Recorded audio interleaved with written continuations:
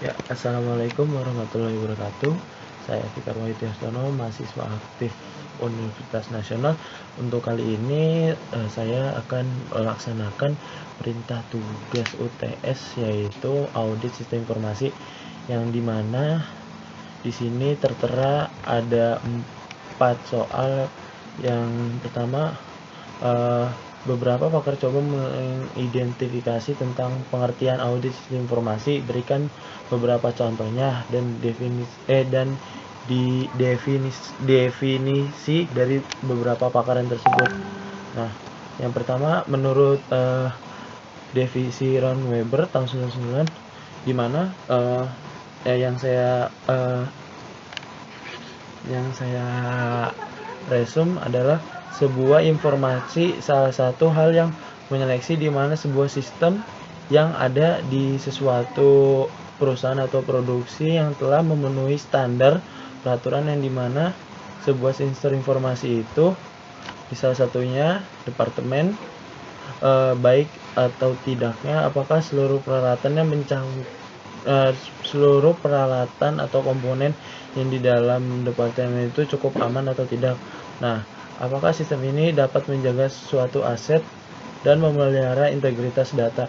Jadi gunanya audit sistem informasi ini adalah sebuah penyeleksian di mana yang menurut saya untuk memenuhi standar-standar departemen yang berjalan di sebuah informasi, yang dimana untuk audit ini menjaga integritas data agar datanya itu aman. Dan soal yang kedua ini ada audit sistem informasi sangat penting yang dilakukan oleh organisasi, dan itu disebutkan 3 hal yang harus Anda jelaskan berikut. Siapa aja yang terlibat dalam itu, teknik apa aja yang digunakan, dan bagaimana metodologinya. Soal yang kedua saya sebut pengertiannya adalah audit sistem dalam pendukung sebuah aktivitas, salah satunya organisasi. Sebuah informasi menjadi hal yang sangat penting bagi untuk pengembangan informasi maupun pesaing pasar.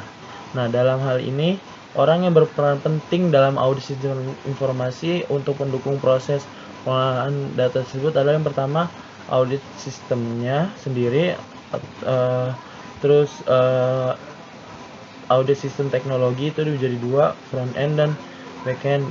Nah, kedua ini menjadi audit sistem informasi ini adalah menjadi informasi sistem, dan yang teknik yang digunakan yang pertama adalah perancangan. Nah, perancangan, terus yang kedua pemeriksa lapangan atau field work, yang ketiga ada reporting ataupun laporan, yang keempat adalah follow up. Nah, metodologi yang digunakan oleh audit sistem informasi adalah yang pertama adalah analisa kondisi, di mana existing yang merupakan aktivitas dalam memahami sebuah kondisi saat perusahaan yang diaudit, termasuk dalam hukum dan regulasi yang berpengaruh terhadap operasional proses bisnis. Nah, yang kedua adalah penentuan tingkat risiko, di mana penentuan tingkat risiko ini mengklarifikasi proses bisnis yang tingkat risikonya tinggi, atau proses bisnis utama maupun proses bisnis pendukung. Nah, dari hasil penentuan teknik risiko nanti kemudian dijadikan sebuah dalam penyelusuran ruang lingkup pelaksanaan audit yang diarahkan pada proses bisnis yang dilakukan oleh IT-nya tersebut. Nah, yang ketiga adalah peralatan audit. Pelaksanaan audit dengan mengacu kerangka kerja COBIT yang akan dipendahului dengan proses penentuan ruang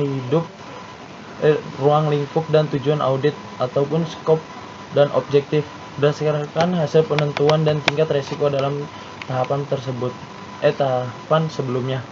Nah, yang soal ketiga ini yang soalnya di sini menjelaskan kode etik dalam proses informasi audit sistem informasi. Saya menjawab dalam mendukung di sini apa ya? Soalnya lupa. Jelaskan kode etik ya. Penjelasan menurut saya menjelaskan kode etik dalam pendukung implementasi sistem informasi. Kode etiknya adalah selalu mendorong kepatuhan dan ketaatan terhadap standar maupun prosedur yang kontrol internal. Itu adalah harus mengikuti peraturan-peraturan yang tersedia.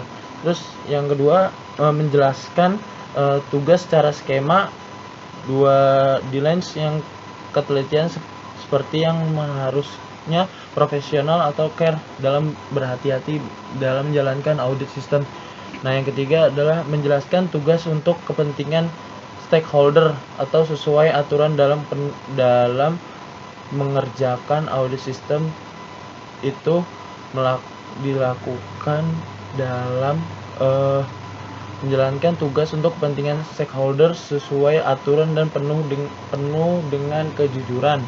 Nah, yang keempat, menjaga privasi data dan konfidentifikasi. Nah, yang soal keempat yang terakhir adalah sebagai besar penyebab pendorongnya perkembangan fungsi audit sistem informasi di perusahaan dan sering terjadi penyalahgunaan komputer. Jelaskan tipe penyalahgunaan komputer tersebut. Nah, yang di sini yang saya jawab adalah tidak terjaganya sebuah data atau kehilangan data. Itu bisa terkait dengan adanya malware dan sebagainya. Ini terus yang kedua adalah human error.